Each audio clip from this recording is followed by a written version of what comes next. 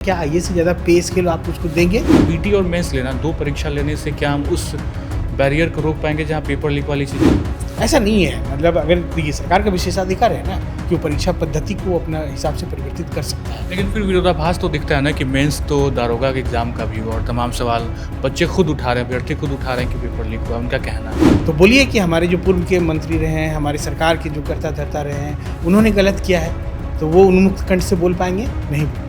बिहार में शिक्षा की प्रणाली सवालों के घेरे में हर बार क्यों अटक जाती है?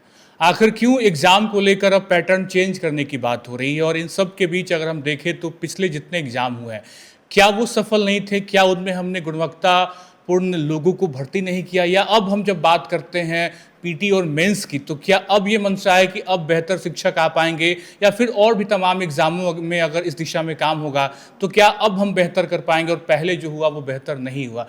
तमाम सवाल है। इन सब के बीच हमारी बातचीत आज होगी एक्स डीएसपी अखिलेश सर से इन्हीं सब मुद्दों पे कि क्या गुणवत्ता अब समझ में आई है सरकार को, क्या अब पीटीएम मेंस से हम बेहतर शिक्षक ला पाएंगे, जैसा कि टीआरई 4 को लेकर ऐसी बातें हो रही हैं। और शिक्षा मंत्री ने एक मंच से कहा भी कि इसी दिशा में हमारी अब बातचीत चल रही कि काम किया जाएगा और आईएएस लेवल का शिक्षक चाहिए। तो अब तक जो शिक्षक थे क्या वो बेहतर नहीं थे?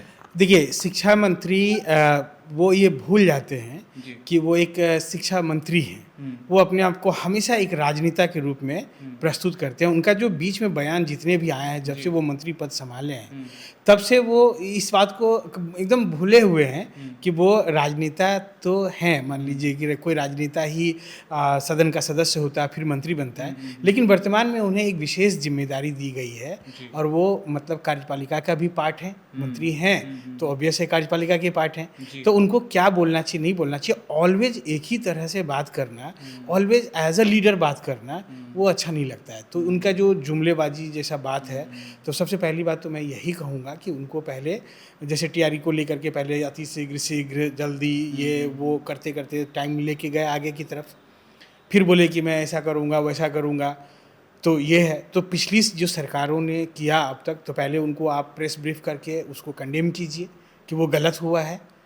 आपको अगर इतना इकबाल है आपका मजबूत, तो उनको पहले एक सिरे से खारिज कीजिए, क्योंकि उसमें आपकी भी सरकार शामिल रही है। तो बोलिए कि हमारे जो पूर्व के मंत्री रहे हैं, हमारी सरकार के जो कर्ता धर्ता रहे हैं, उन्होंने गलत किया है, तो वो उन्मुक्त कंठ से बोल पाएंगे? नहीं बोल पाएंगे। वो हमेशा लोगों को मतलब उलझाने वाला बात करते हैं। तो पहली बात तो अगर आप गुणवत्ता की बात करते हैं, जैसे टीआरई 1, 2, 3 में जो शिक्षक बहाल हुए, तो उन पे प्रश्न चिन्ह मत उठाइए कि वो खराब थे। तब अब हम नया लेके आएंगे। नया लेके आएंगे तो इसका मतलब आपको एक सिरे से यह भी बोलना पड़ेगा कि उनका गुणवत्ता खराब था। उनका गुणवत्ता खराब था तो क्या आप उसको क्यों कैरी कर रहे हैं आप? सरकार देखिए बहुत बार कन्फ्यूज़ हुई है। पहले उन्होंने मतलब जब पहले जो बहाली होती थी, जो एग्ज़ाम होता था एस्टेट सीटेट के माध्यम से, तो उसके बाद बोले हम पात्रता परीक्षा लेंगे। तो इसका मतलब वो क्या, तब भी हम लोगों ने सवाल उठाया था। तो क्या जो पात्रता परीक्षा पास नहीं कर पाएंगे उसको आप निकाल देंगे, डिबार कर देंगे, या आप इस बात को स्वीकार करेंगे कि पिछले 15 वर्षों से जो हम जिस शिक्षकों के माध्यम से बच्चों को शिक्षा दिए हैं वो गलत था मेरा, तो 15 वर्षों में जो डैमेज हुआ है उसको कौन भरपाई करेगा? सरकार क्या इसके लिए अपना मतलब गिल्ट महसूस करती है या उसके लिए माफ़ी मांगती है? ऐसा नहीं होता है। एक नई बात कह देते हैं ये लोग हमेशा। अब ये बोल रहे हैं कि हमको आईएएस जैसा टीचर चाहिए। ये बोलने का क्या ज़रूरत है? मतलब ये आपको लगता है कि ये गंभीर बात है? आप आईएएस जैसा टीचर बोलते हैं या उससे अच्छा टीचर चाहिए, तो क्या आईएएस से ज़्यादा पे स्केल आप उसको देंगे? क्या उस तरह का आप सम्मान देंगे उनको कि वो आईएएस जाके उनके ऊपर हेकड़ी न जमा पाएँ? केवल ये बोल देने भर से नहीं ना होगा, क्योंकि देखिए अभी हमारा समाज क्या है कि किसी भी चीज़ को आलोचनात्मक रूप से, आलोचना मतलब मैं ये कहना चाहता हूँ कि क्रिटिसाइज़ नहीं कहना चाह रहा हूँ, कि एक जो विश्लेषण है, जो सही गलत क्या होना चाहिए, उसका मतलब जिसको हम लोग अंग्रेजी में अगर बोलें तो क्रिटिकल थिंकिंग नहीं करती है सोसाइटी हमारा। हम लोग कोई भी किसी भी मुद्दा कोई भी कुछ बोल के चला जाता है, हम उसका ऊपर विमर्श नहीं करते हैं, क्या सही है क्या गलत है उस पे हम लोग बात नहीं करते हैं। वो एक लाइन बोलते हैं शिक्षा मंत्री, मैं उनसे आपके मन से पूछना चाहूँगा माननीय शिक्षा मंत्री जी से, बहुत पोलाइटली पूछना चाहूँगा। आप बोलते हैं कि हम आईएएस से अच्छा टीचर लेके आएँगे, उनसे अच्छा कैरेक्टर मतलब नॉलेजेबल आदमी, यानी उससे ज़्यादा ज्ञानवान आदमी लेके आएँगे, तो कैसे आएगा? कोई आदमी आईएएस का परीक्षा छोड़ के टीचर देने आएगा तब ना, जबकि उसको उससे ज़्यादा प्रिविलेज दिखेगा इसमें, जो व्यवहारिक बात है। तो उसको ज़्यादा पे स्केल देखेगा, ज़्यादा सम्मान देखेगा। आईएएस के लिए इतना बाप क्यों करते हैं, इतना क्यों लोग उसके पीछे भागते हैं? क्योंकि वहाँ मतलब बहुत प्रेस्टीज है, सोशल रिकग्निशन है, एक शिक्षक का उतना नहीं है। तो इन चीज़ों को पहले स्थापित कर पाइएगा आप, तब ना वो बोलिएगा कि उससे लेके आएंगे, एक बात। दूसरी बात, आप देखिए जो 2 चरण में परीक्षा हो, हम इसका स्वागत करते हैं, हम इसका विरोध नहीं करते हैं। हम चाहते हैं कि 2 चरण में परीक्षा हो और अच्छे शिक्षक फ़िल्टर होके आएँ। इसके लिए जब लाखों लाख बहाली निकाली जा रही थी, तब भी हम लोगों ने आवाज़ उठाया था कि इसको बंद कीजिए, ये सही तरीका नहीं है। आप स्मॉल स्केल में बहाली कीजिए, रेगुलर बहाली कीजिए, आप एक आयोग का गठन कर दीजिए और वो आयोग डेडिकेटली जो है शिक्षकों का बहाली करेगा हर साल।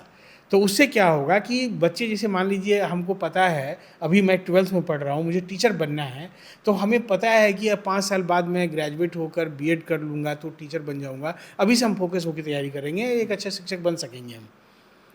तो लेकिन कब? जब हर साल बहाली होगी तब ना। कैलेंडर क्लियर रहेगा। जैसे यूपीएससी के लिए लोग प्लान करते हैं, बीपीएससी के लिए प्लान करते हैं, आईआईटी जेईई के लिए प्लान करते हैं, नीट के लिए प्लान करते हैं, तो ये शिक्षक बहाली के लिए भी क्यों नहीं कर सकते हैं? क्योंकि हर साल एक पर्टिकुलर नंबर ऑफ टीचर जो है रिटायर कर जाते हैं, आपका रिक्वायरमेंट भी पर्टिकुलर नंबर में बढ़ जाता है, तो बहाली हर साल रहेगा। आप मतलब ठीक है, अगर बहाली का 90% ही जो रिक्तियाँ हैं, उनका 90% ही आप जो है हर साल निकालिए, 80% निकालिए, ताकि आपके पास अगले साल अगर कोई रिक्ति ज़्यादा क्रिएट नहीं हुआ तो इसी में से आप करेंगे। एक प्लान कर लेंगे तो क्या होगा कि स्टूडेंट को भी पता होगा कि हमको इस महीने में परीक्षा निकलना है और हम इस तरह से तैयारी करेंगे तो मेरा सिलेक्शन हो जाएगा। तो इन सब चीज़ों पे कोई विमर्श नहीं करते हैं।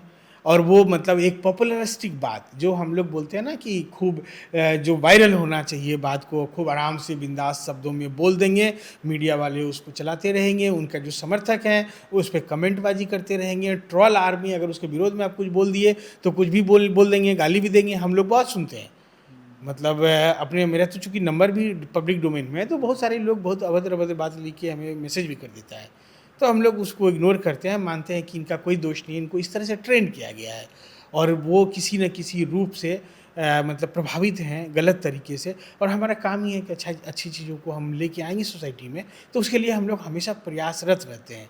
तो मैं शिक्षा मंत्री से आग्रह करूँगा कि आप गंभीर बनिए और आप कम बोलिए थोड़ा, तो अच्छा लगेगा हम लोगों को। जब बोलिए तो वो करिए।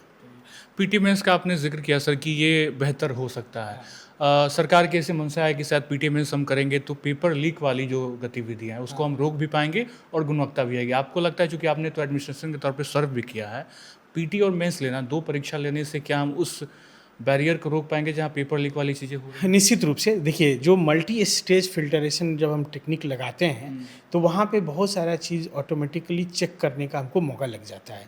1 शॉट अगर कोई चीज़ है तो वहाँ पे गड़बड़ी अगर हो गया तो हो गया। अगर मान लीजिए हम 2 शॉट में करते हैं तो उसमें अगर एक बार गड़बड़ी हो भी गई किसी कारण से और पता नहीं चल पाया, पकड़ में नहीं आया, तो दूसरे राउंड में वो पकड़ में आ जाएगा, वो ऐसे आउट हो जाएंगे।